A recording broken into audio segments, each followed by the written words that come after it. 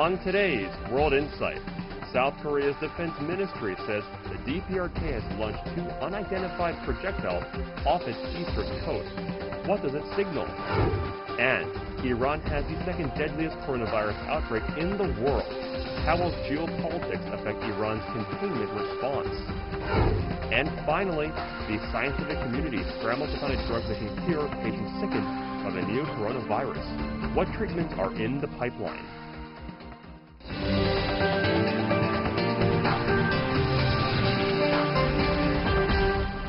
And here's our host, Tian Wei. Hello and welcome to World Insight. The program is coming to you from Beijing. I am Tian Wei. Let's start with the latest situation on coronavirus in Iran. The country is reporting over 1,500 confirmed cases with dozens of fatalities, making it the worst hit country in the Middle East. Some top Iranian officials were also infected. China's ambassador to Iran says medical supplies and disease control experts from China have started to arrive in the country. Before we get down to the discussion, let's take a look at this. COVID-19 is spreading rapidly in Iran.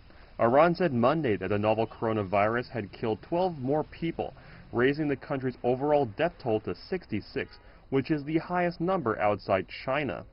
The number of confirmed cases leapt by more than 500 from the previous day to a total of 1,501. Several officials, including the Iranian Deputy Health Minister, one of the country's vice presidents, and the head of the Security and Foreign Affairs Committee, are among those who tested positive. I would like to inform you that I have been infected with the coronavirus. I had a fever yesterday. My first test was positive last night, and I have isolated myself. They informed me a few minutes ago that my final test definitely is positive. I'm starting my treatment, and my general condition is not bad. Amid concerns over the outbreak, Friday prayers in over 2/3 of the country's provinces have been suspended. Schools in Iran have also closed. Earlier, the Iranian Health Ministry warned of a relatively difficult week ahead, saying the main peak of the disease is this week and in the coming days. China's ambassadors to Iran said the first batch of medical supplies donated by China has arrived, which includes testing kits and masks. And disease control experts from China have been sent to Iran to help. Iran also received medical supplies from the World Health Organization. A 4-person WHO team is expected to arrive in Iran on Monday evening.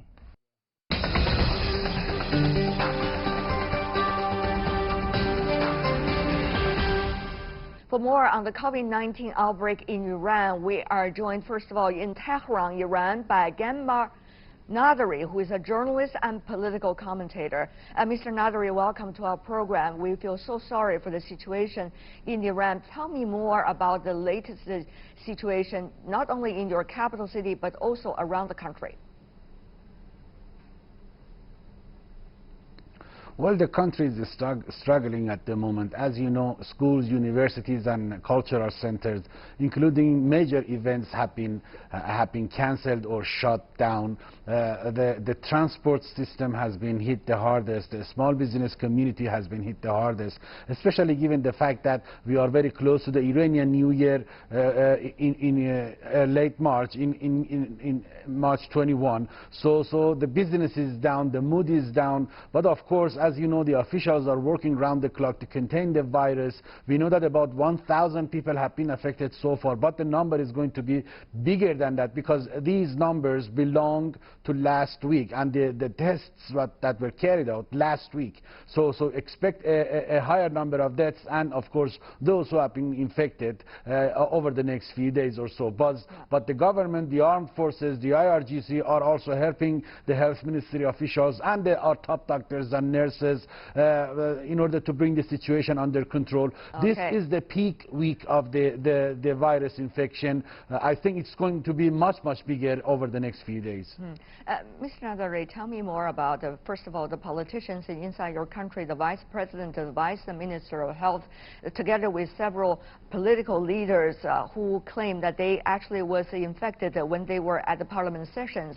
What it is their latest situations I think people, the authorities should come to their senses and realize that this is a serious situation. We need them to show some seriousness about the situation, and at the same time we need them to take responsibility. But how on earth are they going to show their responsibilities when they themselves have been infected? That is a hard question that many people are asking here in the capital, Tehran, that has slowly become a ghost town. Many people are refusing to leave their houses. Many schools, as I told you, public places have been closed. We don't see any kids on the streets anymore. The transport system has been hit the hardest. But as I told you, we need our officials to show that they are taking the situation seriously. If they don't, I don't think others are going to do the same thing.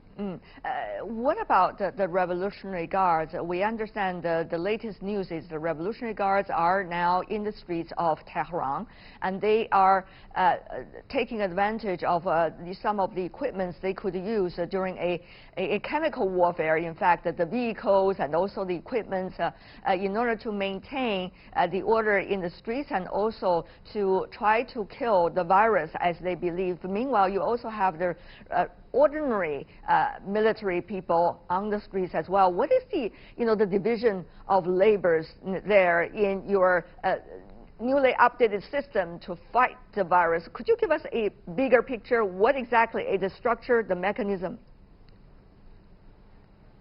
Well, the medical community of this country is not prepared and ready to take up so much pressure when it comes to the containment and the cure of those who have been affected. We are talking about many provinces and cities and towns. Until yesterday, we had the city of Qom as the epicenter, but now it is the capital, Tehran. Obviously, the situation has got out of control of the health ministry officials and the medical community. That's why the armed forces, the IRGC and the police are also taking matters into their own hands and are helping other responsible authorities in order to disinfect the affected areas in the capital and beyond. But this is not enough. I think we also need the help of the international community. So far, China has been the first to help us, and of course the World Health Organization. But when it comes to Europe, I haven't seen any help yet.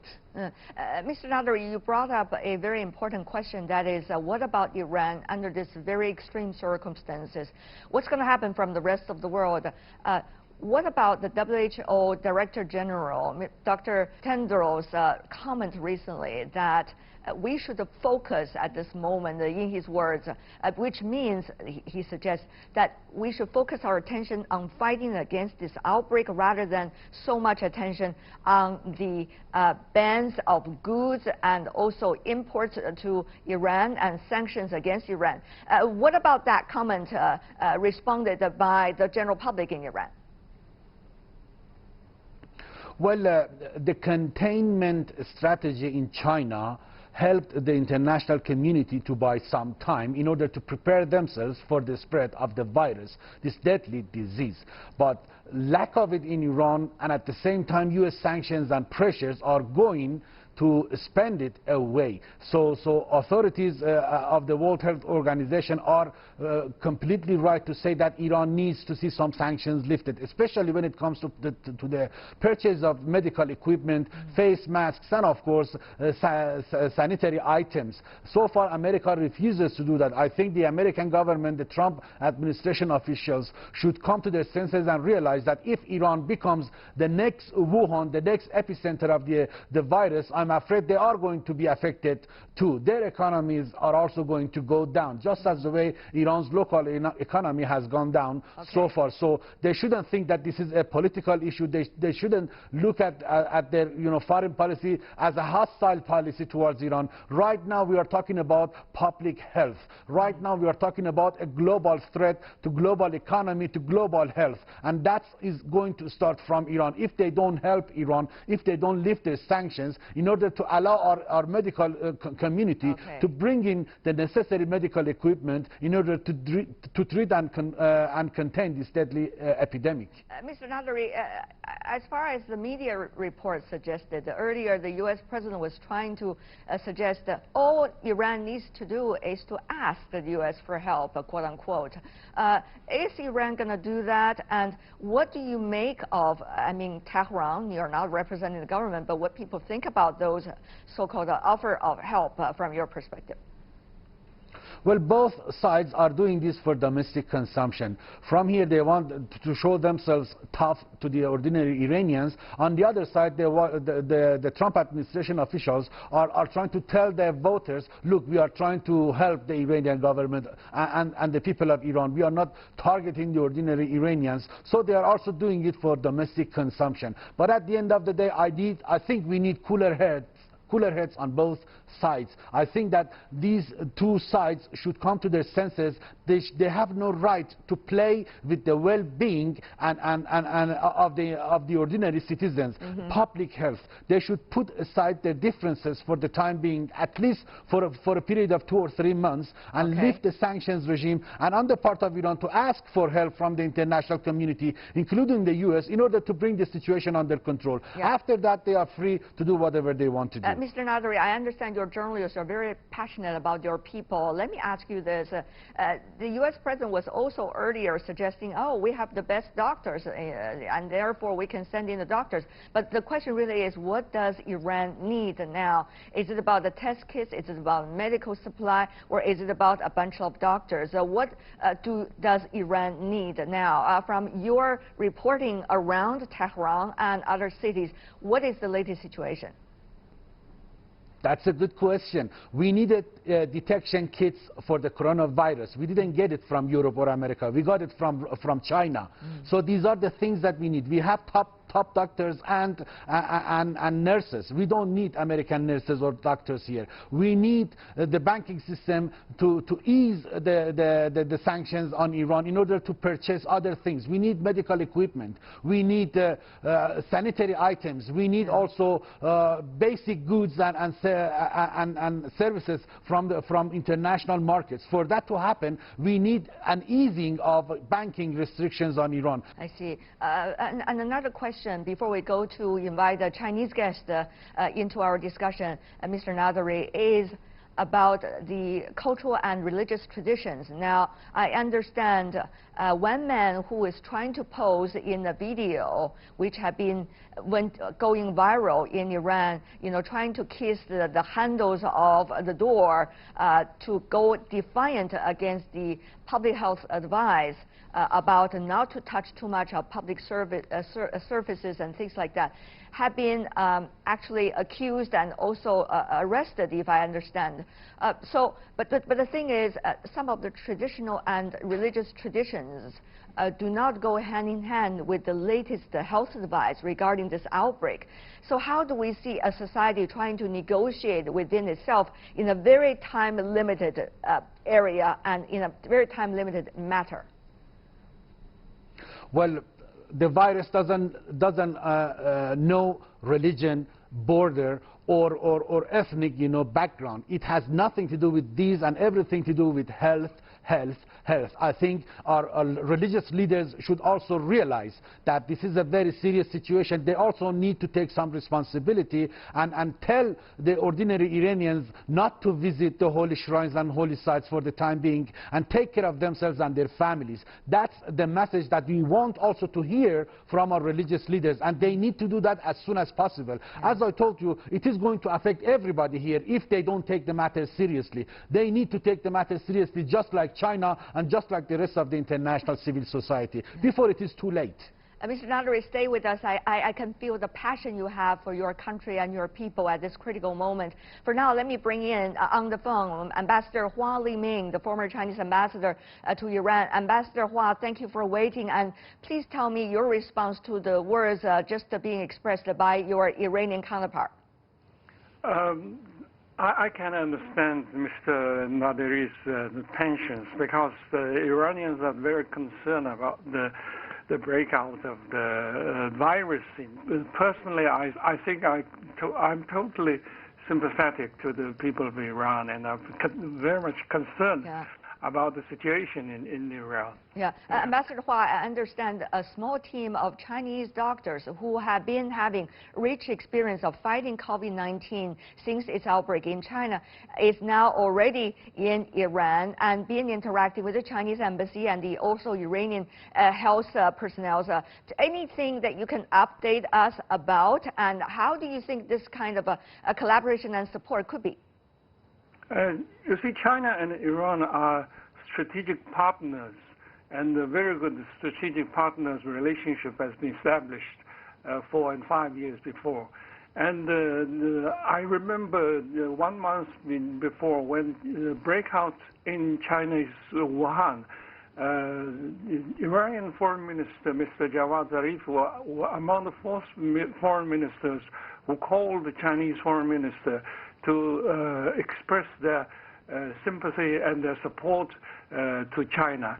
And the same thing last Friday, Mr. Wang Yi, Minister of Foreign Affairs of China, called Javad Zarif and expressed China's sympathy and China's support for Iranians, and announced that China will send 15,000 testing kits to Iran and send some personnel to Iran for consultations. I think that the 4 people now are in Iran. Although they are not working in the site, but they are giving very good consultations to our Iranian, because these people have very good experience in Wuhan. Ambassador Hua, we also noticed that Iran was one of the very first countries which sent face masks to China during the very early stage of China's outbreak of COVID-19, and certainly demonstrated their friendship toward China. Now, is this offer from China a return of friendship, or is this a continuity of China's engagement with Iran? And how is this also interact with other common interests that the two countries have, for example, economic interest, for example, energy interest, Ambassador Hua? Of course, and China, I think the whole nation of China is very sympathetic, and China can share her experience in Wuhan with Iran when the problem, the virus breakouts in the cities of Iran. Yeah, Ambassador Hua, we have very limited time, but as a seasoned analyst, looking at the latest situation in Iran for a long time, what would you suggest the international community to do, China included, of course, in this, to help and support Iran to go through this very difficult time? I mean, the Iranian people, of course, we're talking about here. I think COVID-19 is a global disaster, and no nation in the world could be immune from this disaster.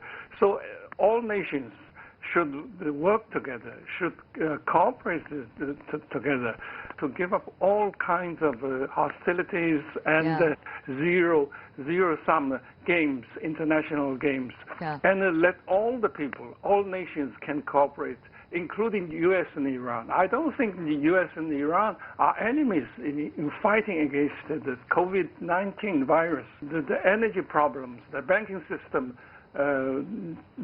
all should be lifted against Iran. Okay. If there is another virus in the world, I think for Iran the biggest virus is U.S. sanctions. The sanctions should be lifted against Iran. And also, we want to invite back Mr. Nadari, who's been listening. Your final words, sir, before we wrap up. Well, just as the way the Iranians stood behind their Chinese counterparts in their darkest hours about 1 month ago, now the Chinese people and the government are standing behind Iran. This is a huge relief for the Iranian community, for ordinary Iranians, and from the bottom of my heart and on behalf of millions of Iranians here, I would like to extend my gratitude and thank you to each and every one of you back in China, especially the government and especially the embassy of China here that worked around the clock in order to import those detection kits to the capital and send, of course, medical staff to Iran to help with their experiences with us in order to contain the virus. So thank you very much. Well, thank you also very much, Mr. Naderi. And also our hearts, of course, goes to the people in Iran. This is a global fight, so we all need to be together, not just China and Iran, but everybody on this earth. This is not a slogan, it's a reality. Thank you so much, Ganbar Naderi in Iran, and earlier on the phone, Ambassador Hua Liming.